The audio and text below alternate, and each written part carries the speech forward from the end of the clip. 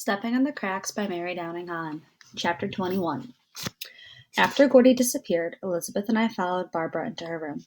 The first thing I noticed was a picture of Butch hanging on the wall over her bed.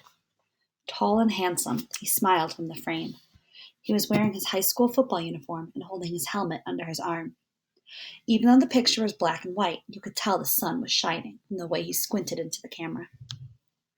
A Hyattsdale High School pennant was tacked to the flowered wallpaper above Butch's picture, and a megaphone from Barbara's cheerleading days sat on the bureau next to another photo. In this one, Butch wore his army uniform, and Barbara stood beside him, a beautiful bride in a long white gown. They were brave to get married in the middle of the war, I thought, and it made me feel sad to look at their smiling faces.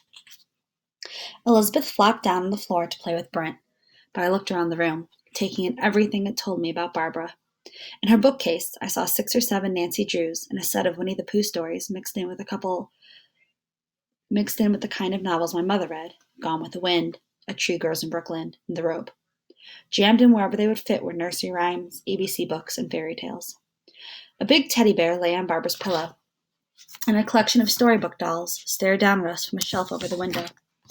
On the radiator cover was an arrangement of china shepherds and shepherdesses, delicate ballerinas, and a couple of graceful horses. Among all of Barbara's things, it was odd to see a baby's crib in one corner and a changing table in another. As further evidence of Brent's presence, a pair of Dr. Denton sleepers hung over the back of a rocking chair, and a set of alphabet blocks littered the floor. While I stood in the doorway, Brent took a few cautious steps to Elizabeth. Squealing with delight, he threw himself in her arms, and Elizabeth hugged him. "When did he start walking?" Elizabeth asked. "Last week," Barbara said proudly. "He won't be a year old till February 2nd. Isn't he the world's smartest baby?" While Elizabeth led Brent around the room by one hand, I sat down on the bed beside Barbara. "What did your folks say when they saw Stuart?" I asked her. "Well, they were a little surprised," she said. "They weren't mad?" Barbara shook her head. "Dad was kind of upset that Stuart's family wasn't taking care of him," she admitted.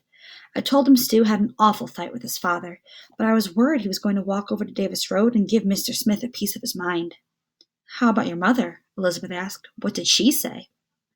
"Oh, Mother's liked Stuart ever since the days in grade school when I dragged him home with me for milk and cookies," Barbara said. "The minute she saw him, she fixed up the guest room and put him to bed." "I hope they don't find out he's a deserter," Elizabeth said. Barbara picked up one of Brent's toys, a little rubber duck that squeaked when you squeezed it.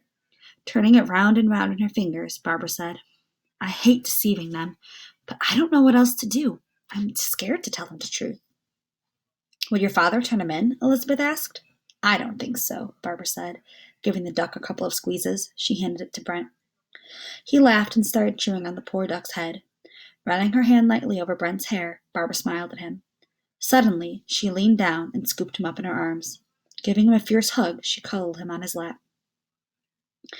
How can mothers let their sons go to war?" she asked Elizabeth and me. "If there's a war when Brent grows up, I'll tell him to hide somewhere like Stu."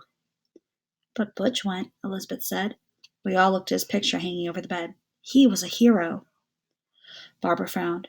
"I wish he'd stayed in his foxhole and let someone else throw that grenade. Then maybe he'd still be alive. Maybe he'd be coming home to Brent and me when the war's over." "But aren't you proud of his medals?" Elizabeth asked.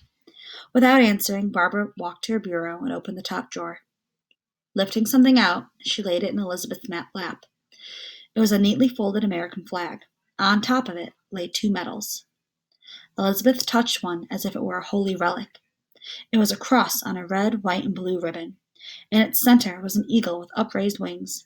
"The Distinguished Service Cross," she whispered. "Only the Congressional Medal of Honor is higher than this." "He got it for exceptional heroism in combat," Barbara said. "That's what they told me when they gave it to me. He killed a nest of German machine gunners and saved a lot of other men's lives, but not his own." Elizabeth moved to his heart-shaped medal on a purple and white ribbon. In its center was George Washington's profile. "And this is the Purple Heart," she said. "You get this even if you're just wounded." Taking the flag from Elizabeth, Barbara hugged it to her chest. "Of course I'm proud of Butch's medals," she said, softly. "I just wish he hadn't had to die to get them." Putting the flag back, she pushed the drawer shut and looked at us. "I don't really know what to think," she said, brushing her tears away. "I know how important this war is, But I hate it. The killing, the bombing, all the people who have to die because of Hitler and Mussolini and Hirohito. Why can't someone stop men like that before they start wars? That's what I want to know. Except for Brent's laughter as Barbara squeaked the duck, the room was so quiet I could hear the steam hissing in the radiator. I wish someone could answer Barbara's question. I would have liked to hear what they'd say. After a while, Gordy came to the door. "My brother wants to see you, dumbos," he said gruffly. Shoving his hands in his pockets, he walked back to Stuart's room, and we followed him. When I saw Stuart, my heart turned over with relief. He still looked sick, but he was propped up on a clean white pillow. A blue satin quilt lay over him like a piece of summer sky, and, even though he was pale, his eyes were clear. When he saw us, he smiled. "Well, well," he said, "here are the angels of the battlefield, again." "You look better," Elizabeth said, rushing forward while I hung back, suddenly shy. "Mrs. Fisher's a great nurse," Stuart said. "Not that you all weren't," he added, "but she has better equipment." He pointed at the vaporizer puffing steam into the room, and at the glass of ginger ale on a table by the bed. He had a big handkerchief tied around his neck like a cowboy's bandana, a treatment I recognized. Under it, his chest was no doubt slathered with Vicks Vaporub. I could smell it from the doorway.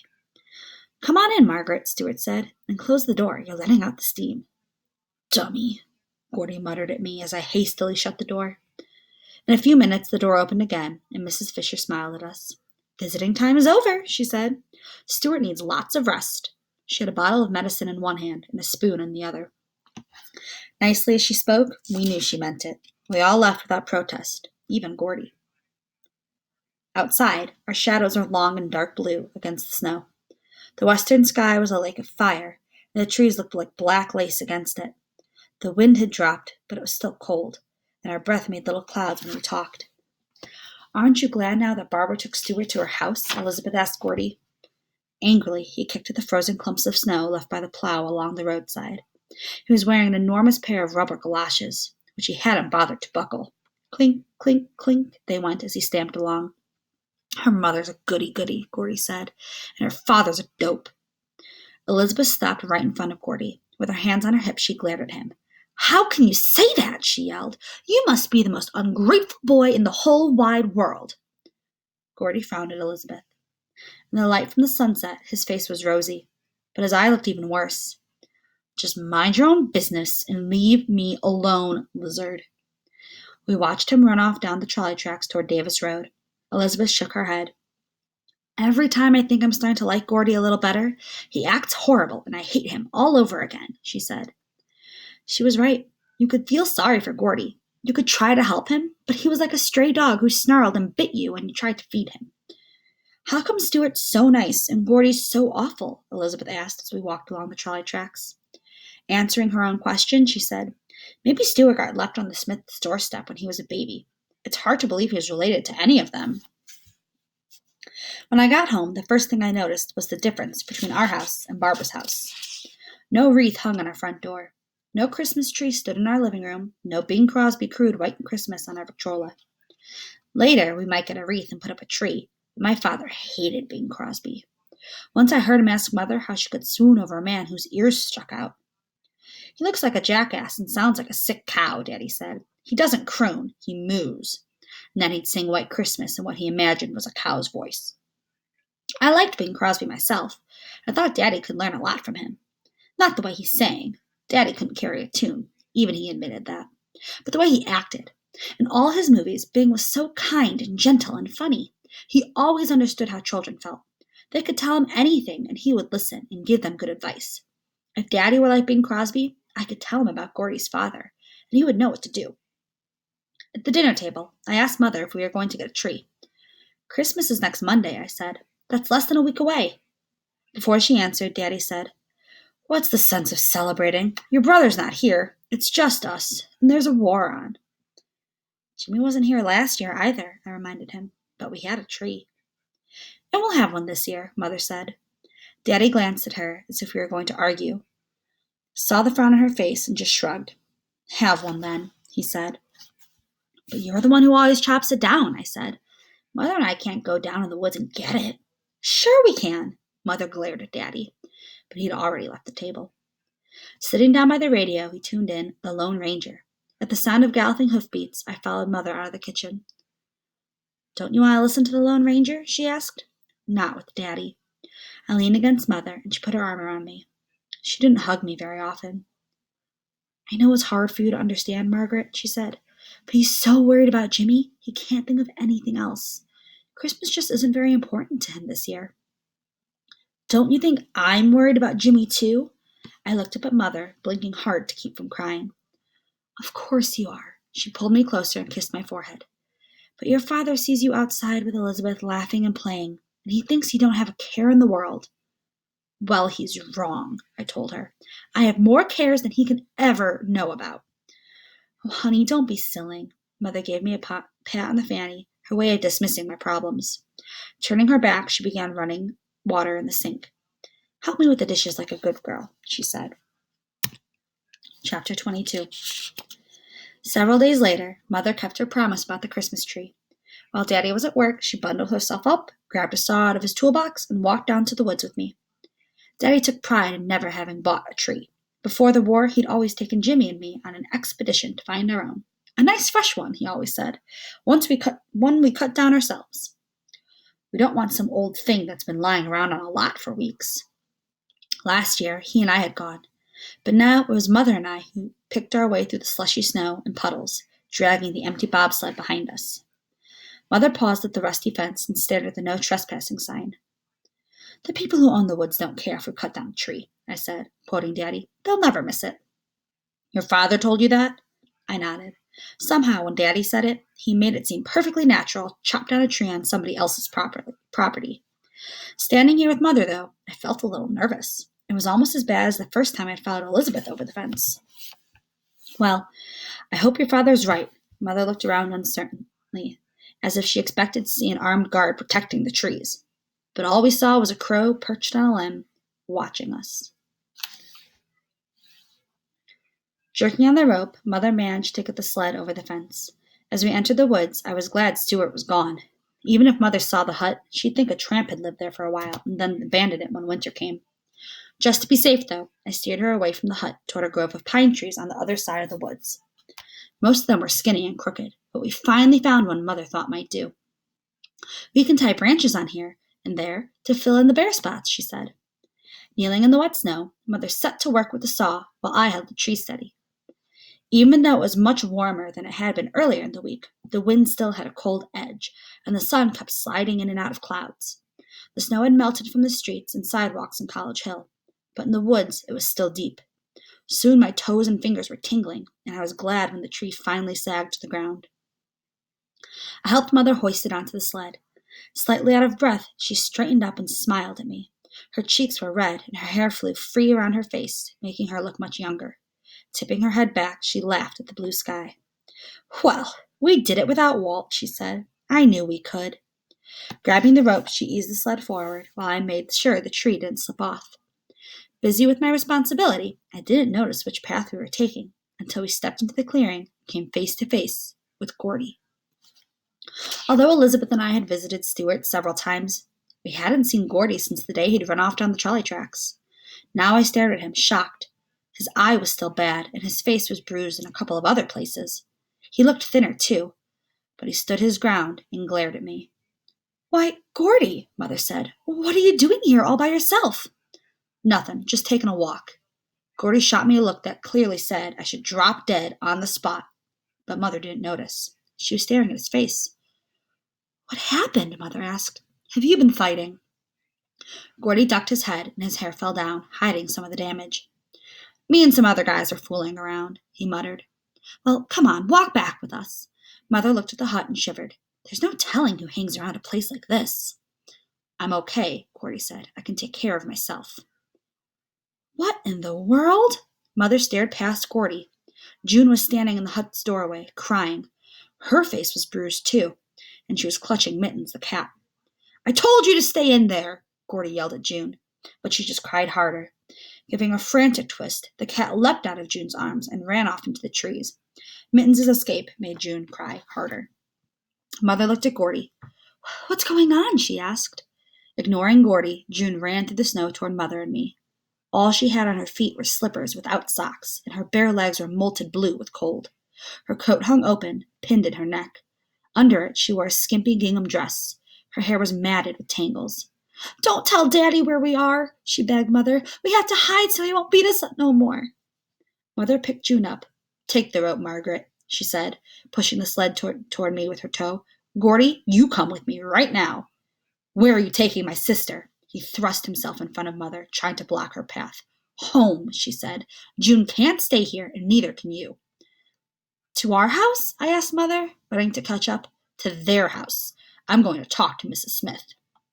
"No," Gordy said. "No, you can't." "I certainly can," Mother said. "Things like this have to be dealt with." Ignoring Gordy's protests, Mother strode through the woods, hurrying along behind her. I could see June's skinny little legs hanging down on either side of Mother's hips. One slipper fell off her foot, and Gordy picked it up. "What about the tree?" I asked Mother when we reached the train tracks. Mother turned around and stared at me as if she'd forgotten I existed. "For heaven's sake, Margaret," she said. "There's no time to be worrying about a Christmas tree. Just leave it. We'll get it later." As I skidded down the slippery bank, Gordy grabbed my arm. "Do something," he whispered. "Make your mother stop sticking her nose in our business." "If you think I can make my mother do anything, you must be nuts," I told Gordy. "Well, she's going to be real sorry," Gordy said, "when she meets up with my old man." "What will he do?" I stared at Gordy. Out of the corner of my eye, I could see Mother scrambling up the bank on the other side of the tracks. Her old green coat flapped in the wind as she reached the top. "He'll cuss her out for one thing," Gordy said. "Then, who knows? Maybe he'll give both of you black eyes like mine." My stomach tightened like a clenched fist, but I ran across the tracks and climbed up the bank. Mother was halfway down the block, striding through the puddles in her big rubber boots. June was watching us over Mother's shoulder, her arms wound tightly around her neck. "Why did he hit June?" I asked Gordy. "What did she do?" "Nothing, just got in the way. Her and that cat." Gordy ran ahead and caught up with Mother. "Mrs. Baker," he said, "please don't go to my house." But Mother was already turning the corner and heading down Davis Road, straight toward the Smiths' house. The old black Ford was parked out front. From the expression on Gordy's face when he saw it, I knew his father must be home. My heart fell like a rock to the bottom of my stomach, but I wasn't about to abandon my mother. If she was going to get a black eye, so was I. Paying no attention to Gordy's pleas, Mother strode up the sagging steps and rang the bell. I stood behind her, staring at June's pale face. Her eyes were closed tight, but tears slipped out and rolled down her cheeks. She was clinging to Mother the way a shipwrecked sailor might cling to a life preserver. Gordy waited beside Mother. He was holding one of June's hands and scowling at the closed door. I wished Elizabeth were here to see him. She would have been impressed by the tough way he stood there waiting for his father. Mother pressed the bell twice more, but no one came. There wasn't a sound from the house. She turned to Gordy. "Do you think anyone is home?" she asked. Gordy shrugged. "She's there," he said. "She just don't want to see anyone." Mother knocked then, as hard as she could. "Mrs. Smith," she called. "It's Lillian Baker. I've got June and Gordy with me." I heard footsteps, and the door opened a crack. Mrs. Smith peered at us. She looked worse than the last time I'd seen her. Like Gordy, her face was bruised. "My husband's sleeping," she whispered. "Come outside," Mother said. "I want to talk to you." "Just a minute." The door closed, and Mother looked at Gordy. "It can't go on," she told him. "He mustn't be allowed to do this." Gordy just looked at Mother. His eyes were flat and dull, and I knew he was wondering what Mother thought she could do to change anything. I wondered too, but I was sure she had a plan. The door opened again, and Mrs. Smith stepped outside. She'd put on a sweater, and she was holding the baby I'd seen before. Unlike Brent, he didn't smile or crow at the sight of us. He clung to his mother and regarded me solemnly with sad eyes. "You mustn't get the wrong idea," Mrs. Smith told Mother. "I'm clumsy. I fall a lot, and the children, well, you know how kids are. They play so rough. You can't get through this world without a few cuts and bruises. Everybody knows that. But I thank you for bringing Junie home. Gordy just drags her off sometimes. He loves her so much." Her words tumbled out of her mouth, falling over each other. She reached for June with one arm, while she balanced the baby on her hip with the other. "Come on, honey," she said. "Let's get you inside. Gordy took you out without near enough clothes on." But June buried her face in Mother's shoulder and refused to look at Mrs. Smith. "No," she cried. "No, Daddy hurt me. He hurt me." Mrs. Smith's face reddened, and she tried to laugh. "Now, isn't that silly, bad girl, talking about your daddy like that? Gordie, I swear you must be filling this child's head with craziness." Gordie bent his head and stared at his feet. His hands stuffed into his pockets, his shoulders hunched. He looked older than Stuart. He said nothing. "You come inside, Junie." Mrs. Smith seized June's arm and tugged, but the little girl refused to let go of Mother. "Mrs. Smith," Mother said, "you can get help. You don't have to live like this." Mrs. Smith glared at Mother then. "There's nothing wrong with the way I live. Just because some of us don't have as much money as others in this town doesn't mean we have anything to be ashamed of. Now, you put my daughter down and get out of here. I don't need any do-gooders sticking their nose in my business." "Don't you have relatives?" Mother asked. "A mother? A sister?" "What's going on?" Mr. Smith strode down the hall toward us, his footsteps loud in the sudden silence. Reaching the doorway, he shoved his wife aside and stared at Mother. He hadn't shaved, and his clothes were dirty and wrinkled. At the sight of him, June cried harder. Gordie took her from Mother and pressed her face against his chest. Stroking her hair, speaking softly, he tried to comfort her. Mother took a step or two backward, and I cringed behind him. At any minute I expected Mr. Smith to punch someone. Maybe Mother, maybe me, maybe Gordie or June. "This is Mrs. Baker, honey," Mrs. Smith said. Her voice was high and shrill, enough to hurt your ears. "She just dropped by to say hello." As Mrs. Smith babbled on and on about our social call, Mr. Smith continued to stare at Mother. His eyes were rimmed with red, and his cheeks bristled with gray whiskers. Mother looked at him as if she'd been turned to stone. "Get out of here," Mr. Smith mumbled. "Go on, we don't need nothing from you." Mother backed away, stumbling on Mittens, who must have followed us home from the woods. Regaining her balance, she grabbed my hand and led me down the steps. Without looking back, she dragged me up Davis Road as if I were 5 years old. When we were around the corner, out of sight of the Smith's house, Mother stopped and leaned against a tree. "Margaret," she whispered, "I knew something was wrong, but I never dreamed it was so bad. People right here on College Hill living like that. I shouldn't have gone there. I should have listened to Gordie. I probably just made things worse. Oh, that poor woman, those poor children, how can they bear it?" Under spreading clouds, Dartmoor Avenue stretched before us, puddled with icy gray water. A melting snowman drooped in the yard. A dog trotted past, sniffing at the curb. Never had the town looked so dreary. "There must be something we can do," I said. Surely Mother wasn't going to give up this quickly. Just a few minutes ago she'd been striding through the woods like a crusader out to save the world, but now her body sagged and her face looked as gray as the snow. "Are you going to tell Mr. Crawford to arrest Mr. Smith?" I stared at Mother. Now that she knew the truth about Gordie, I was sure she'd fix his life the way she always fixed everything. Without speaking, Mother took my hand again and started toward home. I looked up at her, expecting her to tell me what she meant to do, but she stared straight ahead and walked faster and faster, till I had to run to keep up behind her. Hidden behind dense clouds, the sun was setting. Lights shone out of windows. Here and there I saw Christmas trees glowing in the dark windows. Our tree was lying on the bobsled on the other side of the tracks, but it didn't seem worth mentioning now.